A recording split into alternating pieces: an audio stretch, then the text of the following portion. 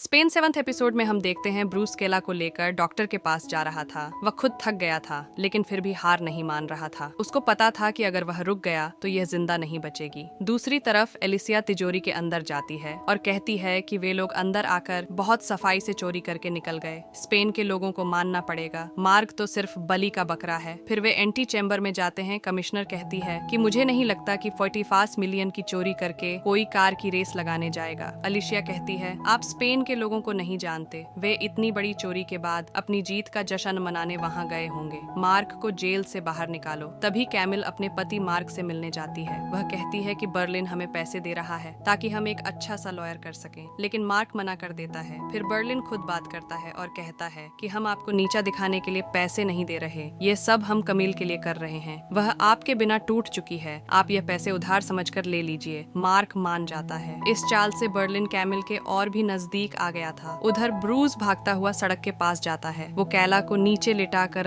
एक ट्रक को रोकने की कोशिश करता है। ट्रक तो नहीं रुकता, लेकिन उसके पीछे आ रही पुलिस की एक कार रुक जाती है। फिर वह बिना पकड़े जाने की परवाह किए उनसे हेल्प मांगता है। पुलिस वाले हेल्प करने के लिए तैयार हो जाते हैं। दूसरी तरफ डेमियन अपनी नेबर से मिलने जाता है। वह कहती है कि मैंने कल रात आपकी बातें सुन ली थी, आपने अपनी वाइफ से मेरी बात की। डेमियन कहता है वो तो बस ऐसे ही भूल जाओ उसे। फिर वो उससे फ्लर्ट करने की कोशिश करती है और डेमियन भी ईंट का जवाब पत्थर से देता है। उसी समय रॉय और कैमरन पास में ही मछली पकड़ने के लिए जाते हैं। मछली तो जाल में नहीं फंसती, लेकिन ये एक दूसरे के जाल में फंस जाते हैं। रॉय कैमरन को फिर से किस करने ही वाला था, तभी दूर से उनको एक पुलिस वाला देख लेता है और कहता है कि कल तो ये एक दूसरे को भाई बहन बोल रहे थे। उसको रॉय के हाथ पर बना हुआ टैटू भी दिख जाता है। कमिश्नर भी एलिशिया के कहने पर रॉय और कैमरन का स्केच बनवा लेती है। एलिशिया कहती है कि चेहरा कभी भी सही नहीं बनता, क्योंकि दिन भर हम बहुत से लोगों को देखते हैं, इसलिए स्केच आर्टिस्ट को बताते समय खिचड़ी बन जाती है। उसके हाथ का टैटू ही हमारे काम का है। फिर एलिसिया राकेल के पास फोन करती है। वह उसे बताती है कि 44 मिलियन यूरो के गहनों की चोरी हुई है। मुझे शक है कि वे स्पेनिश हैं। फिर राकेल कहती है कि मैं पहली फ्लाइट से ही वहां आ जाऊंगी। बर्लिन और कैमिल जब आराम फरमा रहे थे तो वहां कैमिल की पड़ोसन आ जाती है। वो कहती है कि मैं थोड़ी देर में एक ऑडिशन के लिए जाने वाली हूँ, तब तक तुम्हें ही मेरे बेटे को संभालना होगा। फिर कैमिल उसको अंदर लाकर बर्लिन के बारे में सब कुछ बता देती है, क्योंकि ये उसकी पक्की वाली फ्रेंड थी। लेकिन जब उसे पता चलता है कि यह दोनों मार्क से मिलने गए थे, तब ये बात उसे थोड़ी अजीब लगती है। दूसरी तरफ ब्रूस कैला को लेकर हॉस्पिटल जाता है। वे कैला को स्ट्रेचर पर लिटा देते हैं, लेकिन तभी उसकी पॉकेट में से गन की मैगजीन नीचे गिर जाती है और उसे एक पुलिस वाला उठा लेता है। इससे पहले कि वे पुलिस वाले कुछ एक्शन लेते, रूस दूसरे पुलिस वाले की गन निकालकर उस पर ही तान देता है। तभी बर्लिन और कैमिल एक लॉयर को मिलने के लिए बुलाते हैं। लॉयर उनसे कुछ सवाल जवाब करता है, लेकिन उसके बाद वह उनका केस लेने से मना कर देता है। वो कहता है कि देश भर की 45 अमीर फैमिलीज हैं जो मार्क को बाहर नहीं आने देंगी। वो इस बात पर ही जोर देता है कि मार्क अपना गुनाह कबूल कर ले। यह बात सुनकर कैमल की आंखें भर आती हैं और वो उठकर चली जाती है। फिर बर्लिन लॉयर को समझाता है कि आप हमारी बातें कान खोलकर सुनिए। आप यहाँ से सीधा अपने घर जाएंगे और इस केस पर स्टडी करेंगे,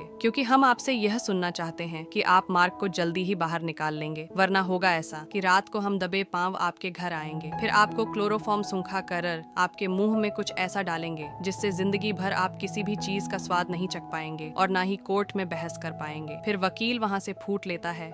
फिर वह कैमिल को कहता है कि वकीलों का तो काम ही होता है डराना। देखना कल वो आकर हमें इस केस के बारे में अच्छी खबर सुनाएंगे। तभी उनकी बेल बजती है। बाहर खड़े पुलिस वाले उसे एक बॉक्स देते हैं और कहते हैं कि इसमें वो डॉक्यूमेंट हैं जो हमने आपके पति की सेफ से निकाले थे, हमें इनकी जरूरत नहीं है। फिर अंदर आकर वह बर्लिन को कहती है पुलिस इन्वेस्टिगेशन खत्म कर चुकी है, अब हम कुछ नहीं कर सकते, आप प्लीज यहाँ से चले जाओ, क्योंकि मैं अब अपनी ही नजरों में और शर्मिंदा नहीं होना चाहती। फिर वह कहता है देखिए, मैं थोड़ी देर इस बच्चे को घुमाने ले जाता हूँ, तब तक आपका मूड ठीक हो जाएगा। तभी डेमियन जब उस लेडी के साथ मौज मस्ती कर रहा था, तब बाहर पुलिस वाले आ जाते हैं। डेमियन देखता है कि वो पुलिस वाले उसकी वैन का दरवाजा खटखटा रहे हैं। फिर डेमियन ने जिस जिस चीज को छुआ था वहाँ से अपने फिंगरप्रिंट्स मिटा देता है। दूसरी तरफ पुलिस वाले ब्रूस को कहते हैं तुम चाहे जो भी कर लो, लेकिन यहाँ से भाग नहीं पाओगे, और अगर इस लड़की को छोड़कर भागोगे तो भी पकड़े जाओगे। ब्रूस कहता है मुझे क्या बच्चा समझते हो, तुम लोग नहीं जानते मैं कितनों को टपका चुका हूँ। अब तुम लोग बताओ मैं मुसीबत में हूँ या तुम लोग लोग चलो बढ़िया सा हरियाणवी गाना लगाओ और तुम लोग भी मेरे साथ गाओ। हॉस्पिटल के अंदर कैला का ट्रीटमेंट चल रहा था। दूसरी तरफ डेमियन वैन के अंदर जाकर अपना सामान चेक करता है। तभी वहाँ रॉय आ जाता है। वो रॉय को कहता है कि यहाँ पुलिस वाले आए थे, वही चेक पॉइंट वाले। फिर वो डेमियन को भी बता देता है कि उस रात हमसे एक हार कार के अंदर रह गया था और वो कार हम जुए में हार गए। यह बात मैंने कल बर्लिन को भी बता दी। वो अभी भी पेरिस में है। फिर डेमियन को बर्लिन की चिंता हो जाती है कि वो अब तक पेरिस में कर क्या रहा है। फिर वो उसे फोन करता है। वो पूछता है कि अब तक आप पेरिस में क्या कर रहे हैं। फिर बर्लिन कहता है हम अपनी दुनिया उजाड़ने में मशरूम हो गए थे। कैमिल ने हमें छोड़ दिया है। जब से वह हमें मिली है हमने उनके लिए अपना सब कुछ दांव पर लगा दिया और अब हम हार गए। हम जिसको बेइंतहा चाहने लगे थे हमने उसकी जिंदगी खराब करके रख दी। डेनियल कहता है देखो तुम वहीं रुको, मैं तुम्हें लेने आ रहा हूँ। फिर वो रॉय को कहता है तुम और कैमरन यहाँ संभालो, मैं बर्लिन को लेने जा रहा हूँ। आने वाला समय बहुत मुश्किल होने वाला है। फिर वह बाइक पर सवार होकर पेरिस की तरफ जाने लगता है। अब राकेल भी पेरिस पहुंच जाती है। फिर एलिसिया और कमिश्नर उसका स्वागत करते हैं। वे उसको सारी सिचुएशन समझाते हैं। राकेल पूछती है चोरों के पोस्टर क्यों नहीं लगवाए। कमिश्नर कहती है हम नहीं चाहते कि यह बात बाहर जाए। फिर राकेल कहती है आप नहीं चाहती या वो शाही परिवार नहीं चाहते, वरना लोगों को पता चल जाएगा कि भूखमरी से बचने के लिए वे अपने पुश्तैनी गहने बेचने वाले थे। फिर कमिश्नर कहती है कि अभी के लिए मैं वो फोटोज आसपास के पुलिस स्टेशन में भिजवा देती हूँ।